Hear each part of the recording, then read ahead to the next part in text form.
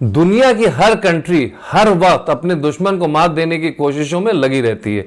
हर वक्त जंग मैदान पर नहीं हो सकती, इसीलिए कंट्रीज खुफिया तरीके से भी दुश्मन को मात देने की कोशिश करती हैं। इस खुफिया खेल में बहुत बड़ा रोल हनी ट्रैप का होता है। नाम से ही आप समझ गए होंगे, हनी यानी कि शहद और ट्रैप मतलब जाल। एक ऐसा मीठा जाल जिसमें फंसने वाले को अंदाजा भी नहीं होता कि वो किस दलदल में फंस गया है और किसका शिकार बनने जा रहा है। नमस्कार दोस्तों, डीएनपी इंडिया में आप लोगों का एक बार फिर स्वागत है। उम्मीद करता हूं आप लोग अपने अपने घरों में सुरक्षित होंगे और खैरियत से होंगे। मैं हूं आपका होस्ट और दोस्त मेहदी और आप देख रहे हैं अपना मनपसंद शो जिसका नाम है हम तुम विद मेहदी। दोस्तों, आज जिस टॉपिक पर मैं आपसे बात करने जा रहा हूं वो मुद्दा है हनी ट्रैप का। दोस्तों, खूबसूरत वुमन एजेंट आर्मी के ऑफिसर्स या जवानों को अपनी खूबसूरती के जाल में फंसाती हैं और उनसे सेंसिटिव इंफॉर्मेशन हासिल कर लेती हैं। पाकिस्तानी खुफिया एजेंसी आईएसआई भी अक्सर इंडियन आर्मी, एयरफोर्स और नेवी से जुड़े लोगों को हनी ट्रैप में फंसाने की कोशिश करती रहती हैं। रिसेंटली एयरफोर्स के एक अफसर को हनी ट्रैप में फंसाया गया और उनसे काफी जानकारी हासिल कर ली गई। ज्यादातर इस तरह की इंफॉर्मेशन का इस्तेमाल टेररिस्ट हमले में किया जाता है। दुश्मन जानकारी का क्या करेगा ये इस बात पर डिपेंड करता है कि जानकारी क्या है और कितनी सेंसिटिव है। अभी तक का ट्रेंड देखें तो पता चलता है कि सोशल मीडिया के जरिए आर्मी से जुड़े लोगों को फंसाया जाता है। यह जरूरी नहीं है कि सामने जो लड़की बातें कर रही है वो एक्चुअल में लड़की ही हो। कई बार मर्द एजेंट औरत बनकर बातें करते हैं। इसके लिए फेक प्रोफाइल बनाई जाती है। ये इस कदर असली दिखती है कि इन पर भरोसा कर लिया जाता है। इतना ही नहीं, आर्मी से जुड़े लोगों का भरोसा हासिल करने के लिए मोबाइल नंबर्स भी एक्सचेंज किए जाते हैं और व्हाट्सएप से चैटिंग की जाती है। इस तरह की चैटिंग के दौरान इंटीमेट तस्वीरें, बेहद पर्सनल राज जैसी चीजें जान ली जाती हैं और फिर ब्लैकमेल करने में इनका इस्तेमाल किया जाता है। कई केसों में ऐसा देखा गया है कि लड़की खुद को किसी यूरोपियन कंट्री या फिर अमेरिका का बताती है। कई बार लड़की खुद को किसी अखबार या मैगजीन से जुड़ा हुआ बताती है। ऐसे में ये लोग आर्मी के ऑफिसर्स को थोड़ी जानकारी देने के बदले में अच्छा पैसा ऑफर करते हैं। मिलिट्री इंस्टॉलेशंस की तस्वीरें भी शेयर करने को कहा जा सकता है। अमेरिका, चाइना, रशिया या फिर जापान, कई कंट्रीज में हनी ट्रैप के मामले सामने आते रहते हैं।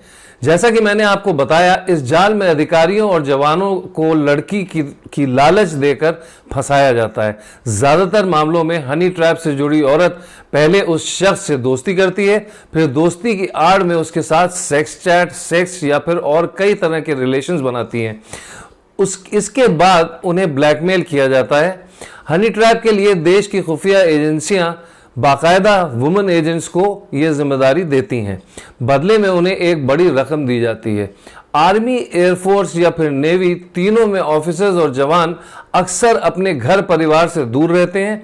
ऐसे में उनके अकेलेपन का फायदा उठाकर दुश्मन कंट्रीज की महिला जासूस उन्हें अपने हुस्न के जाल में फंसा लेती हैं और उसके बाद सेंसिटिव इंफॉर्मेशन निकलवाने की कोशिश करती हैं। अरुण मारवा के केस में भी यही हुआ है। पाकिस्तान से महिला जासूस ने पहले तो उनसे सेक्स चैट की और बदले में सेंसिटिव डॉक्यूमेंट्स की मांग की। दोस्तों, अब मैं आपको हनी ट्रैप से जुड़े कुछ मामले बताता हूं। इंडियन आर्मी में बतौर सूबेदार काम कर चुके 40 साल के पाटन कुमार पोद्दार भी हनी ट्रैप में फंस चुके हैं।